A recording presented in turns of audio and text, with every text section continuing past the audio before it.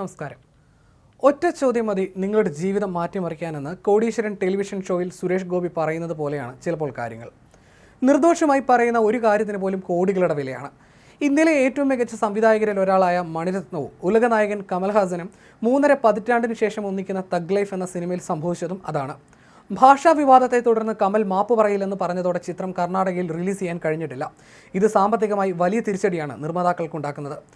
കർണാടകയിൽ റിലീസ് ഇല്ലാത്തതിനാൽ ചിത്രത്തിന് 35 കോടിയോളം രൂപ കളക്ഷൻ കുറയാനാണ് സാധ്യതയുള്ളതെന്ന് ട്രേഡ് അനലിസ്റ്റുകൾ വിലയിരുത്തുന്നു.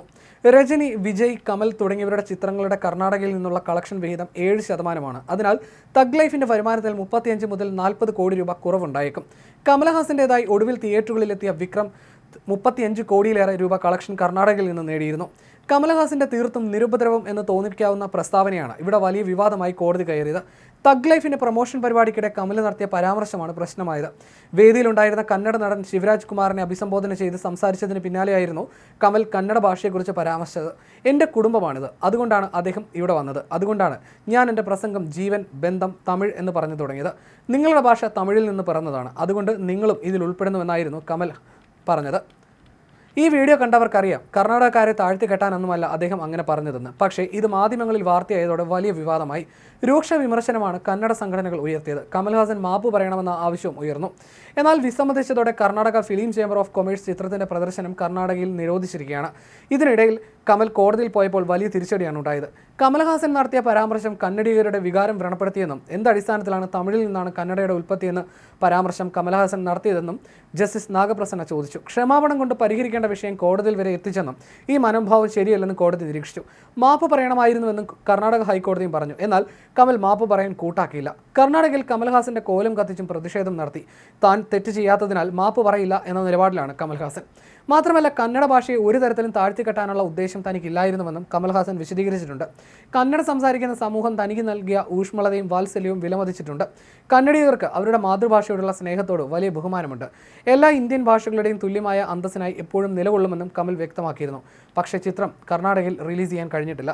1987 പുറത്തിറങ്ങിയ വിഖ്യാത ചിത്രമായ നായകന് ശേഷം മണിരത്നവും കമൽഹാസനും ഒന്നിക്കുന്നതിനാൽ സിനിമാ പ്രേമികൾ ഏറെ പ്രതീക്ഷയോടെയാണ് ചിത്രത്തെ നോക്കിക്കണ്ടത്.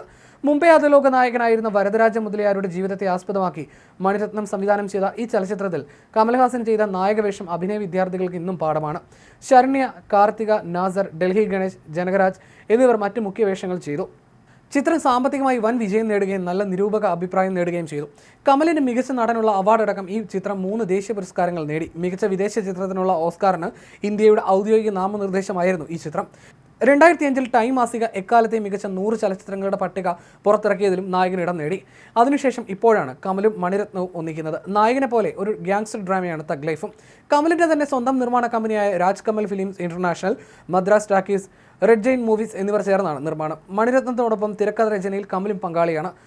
സിലമുരസൻ, തൃഷ കൃഷ്ണൻ, അഭിരാമി, ഐശ്വര്യലക്ഷ്മി, അശോക് സെൽവൻ, ജോജു ജോർജ്, നാസർ, അലി ഫസൽ, രോഹിത് സർഫ്, ബാബുരാജ് എന്നിവർ ചിത്രത്തിൽ വേഷമിടുന്നു. ഇതിൽ ജോജു ജോർജിന്റെ അഭിനയത്തെ കമൽ പുകഴ്ത്തിയതും വാർത്തയായിരുന്നു. AR റഹ്മാനാണ് ചിത്രത്തിന്റെ സംഗീത സംവിധാനം. രവി കെ ചന്ദ്രനാണ് ക്യാമറ. കമൽഹാസന്റെ 234ാമത്തെ ചിത്രമായതിനാൽ 2022 നവംബറിൽ 234 എന്ന താൽക്കാലിക പേരിൽ ചിത്രം ഔദ്യോഗികമായി പ്രഖ്യാപിച്ചിരുന്നു. 2024 ജനുവരി മുതൽ അവസാനം വരെ ചെന്നൈ, കാഞ്ചീപുരം, പോണ്ടിച്ചേരി, ന്യൂഡൽഹി, ഉത്തരേന്ത്യയുടെ ചില ഭാഗങ്ങൾ എന്നിവിടങ്ങളിലായിട്ടായിരുന്നു ചിത്രീകരണം നടന്നത്.